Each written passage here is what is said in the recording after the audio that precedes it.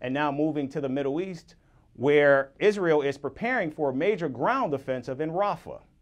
The city that lies along the border with Egypt is housing at least 1.3 million Palestinians who have sought refuge from fighting in the north. It has remained the last refuge for Palestinians fleeing the Israeli offensive.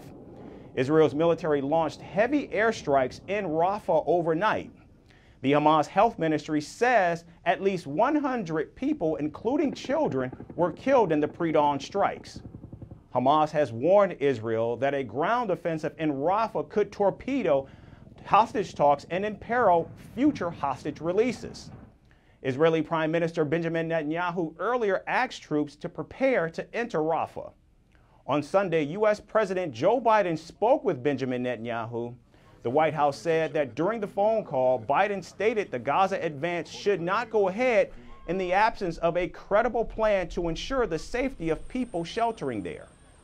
Meanwhile, President Biden is also hosting Jordan's King Abdullah in Washington. The two leaders will be discussing the ongoing efforts to free hostages held in Gaza.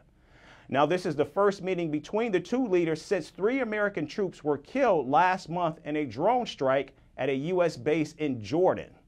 This comes as Israeli security forces say they rescued 2 hostages who were being held in Rafah by Hamas. The operation began with a wave of attacks in Rafah, and local officials say the bombing caused widespread panic as some feared Israel had begun its ground offensive into the city. Israeli planes, tanks, and ships took part in the strikes.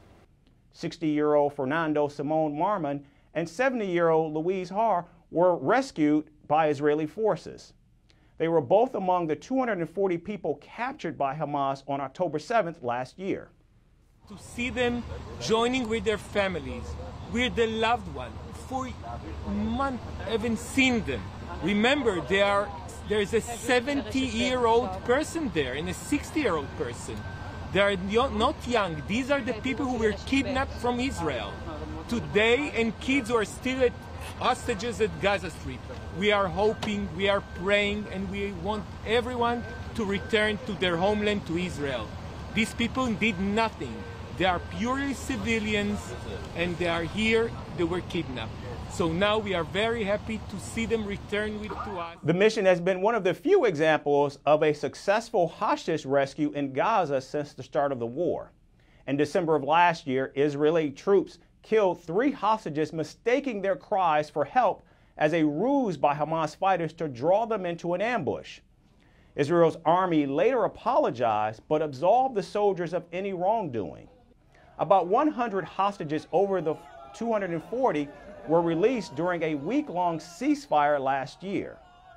In fact, last week, Israeli intelligence officers concluded that at least 30 of the remaining hostages have died since the start of the war. Families of the hostages have been pressing Netanyahu government to prioritize negotiations for their release.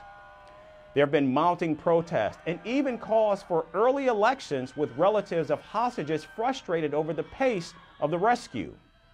However, last week, Israeli Prime Minister Benjamin Netanyahu rejected Hamas' latest proposal for a pause in the fighting that would allow for more hostages being released.